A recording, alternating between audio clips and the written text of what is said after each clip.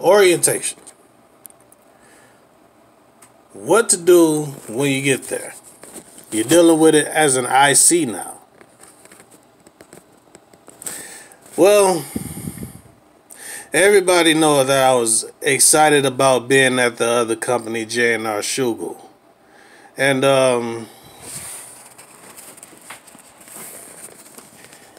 I really enjoyed being there.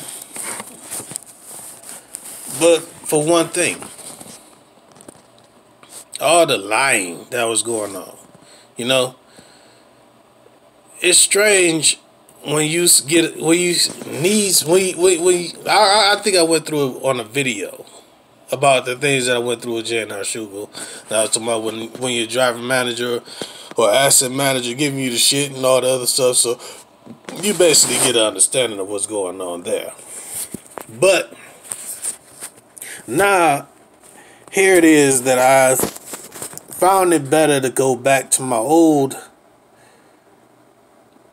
company, USA Truck. And now basically I just want to see if it's really better the second time around, because I'm now coming here as an IC, you know. I ended up having to drive that truck that I had, the Kenwood. I had to drive it all the way back down here to Ohio, you know, and let them recover from USA Truck's terminal. So it wouldn't be no problems or whatever. They can't say that I left it in an unsafe situation and all the other good stuff. And plus, I got authorization to leave it there prior to me showing up there. You know, this company wanted me back. They told me before I left they wanted me back. So I'm just looking at how things is turning out, you know, because when I was way up there in Wisconsin, U-Haul wanted to charge me $1,200 to rent one of their U-Hauls, which is just a little small U-Haul to bring my stuff from there to Arkansas Van Buren. I could have paid it, but there was no way I was gonna pay $1,200. You know? So I drove the truck all the way down from Wisconsin all the way here to Ohio. And it's like, you could tell when a company really doesn't want you, because they do everything possible to let you know that you're not welcome. When I told them that their load is on their yard and everything, and as of today I am no longer working for your company, I didn't get, like USA Trucks, hey, let's talk this out. Why you want to leave? Come on, can we do anything for you? That's USA Truck. They value you, their drivers. J&R Shugel, okay. I mean, not within a blink of an eye, I was out of their system, everything. And, you know, and prior to that, I had been going through a few things with them, and the asset manager and all the other good stuff. So, yeah, it's best that I could went on ahead and left, you know. So now I'm here. And you're going through orientation. I got all this stuff stuff that I had to pull off my truck. I got my refrigerator and all the other good stuff with me. I got a lot of stuff that I had on the truck with me. You know, this is why I was making that video once that's talking about travel light and all this other stuff. You know what I'm saying? Because you never know when you have to travel from one truck to another truck in this industry. You know what I'm saying? You're going to make changes. It happens. Especially when the people letting you know you're not wanted there, you know. And so here it is. I'm back in orientation again, you know. I just completed orientation, I believe. Because tomorrow's like the last day. The company drivers getting assigned their trucks and everything, and I've already been told the number of the truck that they want to give me, but as an IC I'm really supposed to have a choice of what truck that I want. I guess so. I'm guessing they probably just pull the truck number out of the air just so they could put me in the system or whatever. And then once I get there, we can see how things turn out then. Now, like I said, I was with this company once before. You know what I'm saying? Somebody stole from me. I just want to see if I run into another thief. You know what I'm saying? As I was sitting in orientation, I was watching somebody secretly snapping pictures of people and emailing them somewhere else. I just happened to be sitting behind the person, and I was like, you know what I'm saying? Because I was really paying attention at first. I was breezing through my phone, and I just happened to look up, and I saw this person snap a picture of somebody, then emailed it to somebody. I'm like, this person didn't even know that you snapped a picture of them. You snapped two pictures. One of them, you know what I'm saying, you didn't agree with, so you erased that one and then re-snapped another one. At first, he was covering his face, so I guess he knew what you was doing. So I'm like, well, dang, I guess you got people in this that come into this industry and they're gathering information and sending it off somewhere else, and you know what I'm saying, I guess either building a portfolio on people, or I don't know, they probably already got one on you, or they investigating you. But you know, law states that in order to do private investigative work, you must be legally licensed to do so. Otherwise, you can get sued for anything that you do. Hell, the police can't even come talk to you. Probably lock your ass up. You know, so I just look at that type of stuff. And then it's like, I'm saying, sitting here, I had no problem with the people. I talked to them. They was nice and friendly, but hey, even your worst enemy could be nice and friendly to you. Not saying that they were my enemies, but I'm just saying. I'm sitting here doing things on my phone. I'm watching YouTube videos. Noticing that out of nowhere, you know what I'm saying, people keep huddling up behind me trying to see what I'm doing on my phone. I believe this phone right here is paid for by Shannon Clements. Nobody else is paying my bill. I believe that the access code to open this phone was created by Shannon Clements, not nobody else. So what the hell are you doing trying to find out what it is that I'm doing? After I seen that person snap a picture and send it off, and now all of a sudden people huddling behind me, want to hold claim that they holding conversation, but really they trying to see what I'm doing. It really makes you wonder about who in the hell are you working around. You see, I told you in the video once, prior to this, that when you come and work for these companies, these people are not your friends. You might get cool with a couple of them or whatever. You might not even get along with nobody. Hey, they're your co-workers. They're not your friends. You just met these people. You don't know nothing about these people. And for somebody to be sitting there snapping pictures and all the other stuff, and then huddling around behind somebody else trying to see what they doing, I mean, that's very, very questionable. That's literally on the verge of invasion of privacy. You know, say all them these laws are there for a reason. You know, so I don't know what it is about that. You know, I guess they finding out what your name, where you're from. See, I told you this in another video, didn't I? And then when I got here in orientation, I'm seeing it coming right back around. So it ain't none of these other people on these YouTube channels. I'm not trying to cut into one of you. The females, I like you. You're cute. The guys, you seem cool, you know. But there's nothing that none of them could tell me, because they just proved what I said while I was sitting in orientation over these past 2 days. I mean, literally. So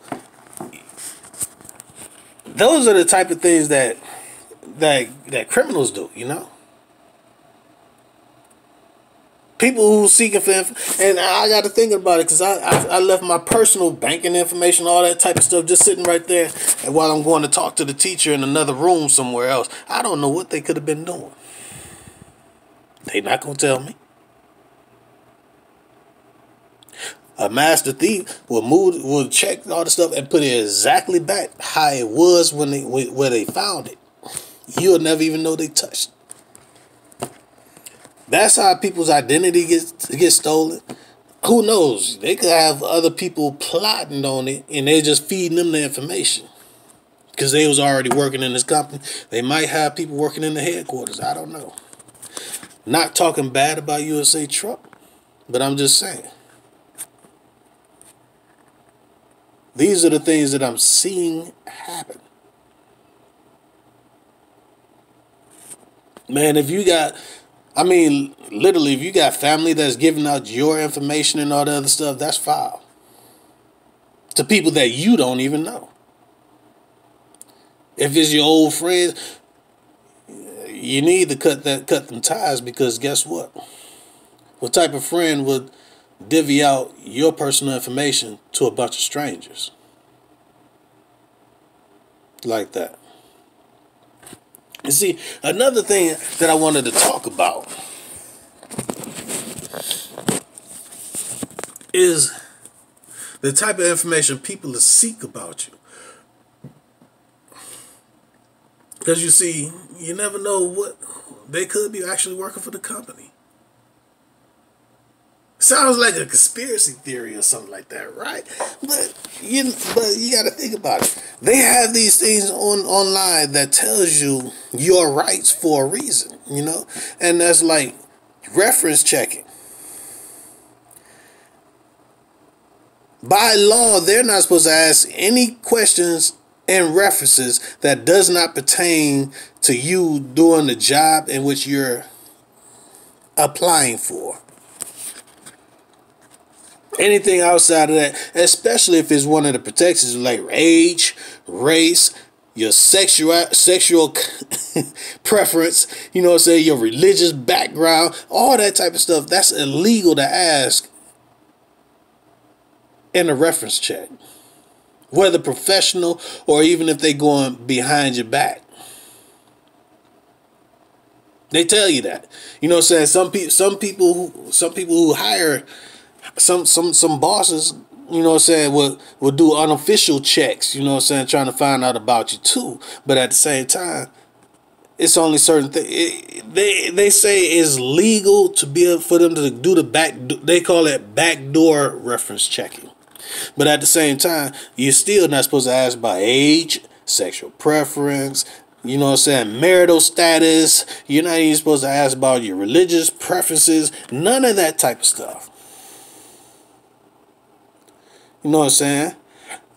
So even your political affiliations, even is not under the. I don't think that's under the protected, but at the same time, it is protected. That's literally prying a little more into your life than you're supposed to. See, this is why I've literally been contacting certain people. You know what I'm saying, trying to get this to where these companies can't use your social media because it's not right. You know what I'm saying? Companies literally have the right to monitor your social medias, whether it's Facebook, YouTube, these YouTube videos, Twitter, your Instagram, all that. They literally have the right to go through all of this stuff, and you and whom information it is that they're going through have no right. Now they're not supposed to go through your email, but you know sometimes people get busted for breaking into hundreds of thousands, if not millions, of emails all the time, spying on people, gathering information, and who knows what they're doing with that information. And like I said, you just came to this place, you just met these people, you really don't know them. And in a 2-day period, that's not long enough to even really get to know somebody unless you're really highly trained, and you only get that type of training if you are a police officer or in the military. You only getting that type of training if you work with the government. You know what I'm saying? Learn how to read people and all that other type of stuff, because it's detrimental to their lives to be able to read somebody and know them almost when they first meet them. And sometimes by you being the unprofessional, even though you're a professional, at this point you're a professional driver, but you're not professional at private investigative work and all that type of stuff. Or you might be. You're not gonna tell nobody. You might be fully licensed. But I'm just saying, you'll be surprised at what people are doing these days.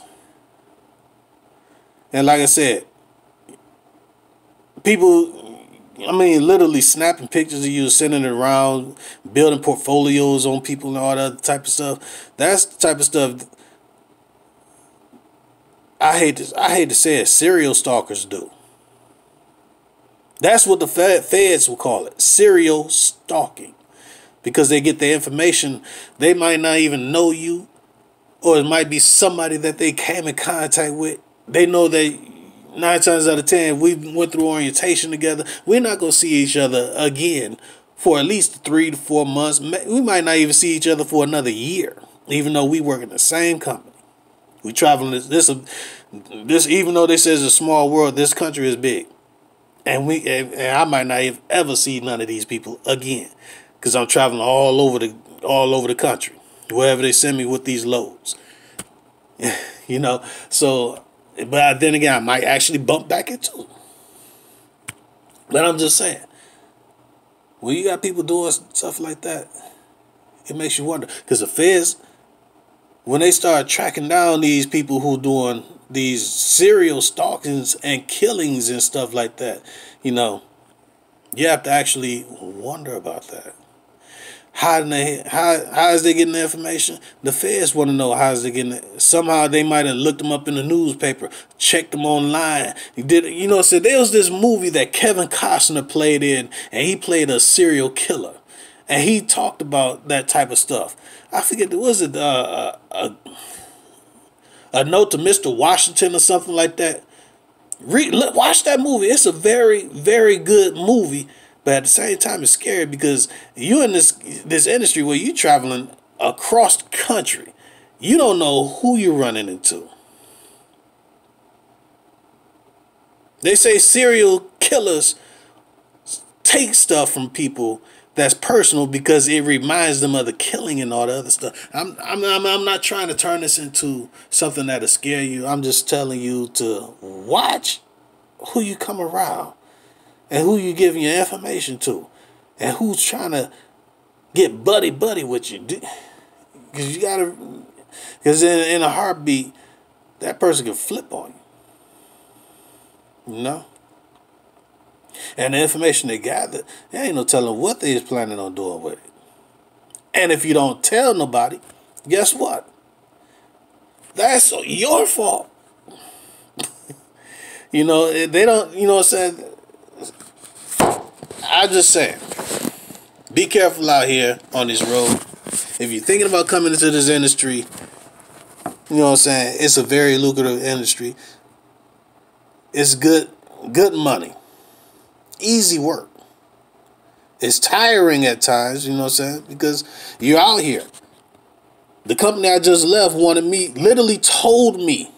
But they'll tell you, no, I didn't tell you nothing like that. The company literally told me, we expect you to work 7 days a week for 3 weeks straight before we even think about giving you a 2-day break.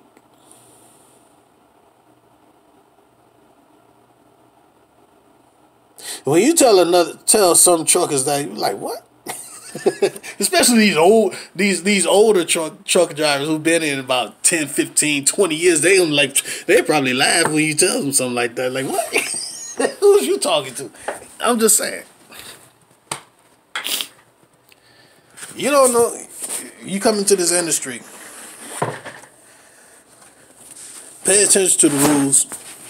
Pay attention to the people that you're coming around. You know what I'm saying? I ain't gonna say stay to yourself because everybody need a friend to talk to every now and again. But at the same time, watch who you talking to. Watch who you dealing with. Because you might not just be dealing with one person. You might be dealing with a crew of people.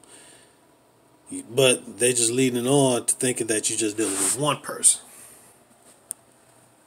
But then at the same time, they don't know you and who in the hell you deal with. You know? So it is, you call it what you want. So I'm gonna go. I just wanted to talk about that. I'm here in the hotel. You know what I'm saying? Get ready to check out. I got to carry all this other stuff. They want to put me back on the Greyhound. How in the hell am I gonna get a damn refrigerator on the Greyhound? Come on. So they telling me I might be able to put my stuff in storage, and then have to come back, which means I'm paying for the gas, not you. So therefore, I gotta spend my gas coming back to pick my stuff up. Hey, I told him, look, get me a rental. I'll repay you back. I had no problem. It's just that these rental places don't want to give you a rental if you don't have no credit card. And the only time they'll probably think about accepting your checking account or whatever, your debit card from your checking account and everything, is if you was in the city in which you lived in. I don't live here. I'm trying to move out of Michigan, but hey, until then, I'll let y'all later.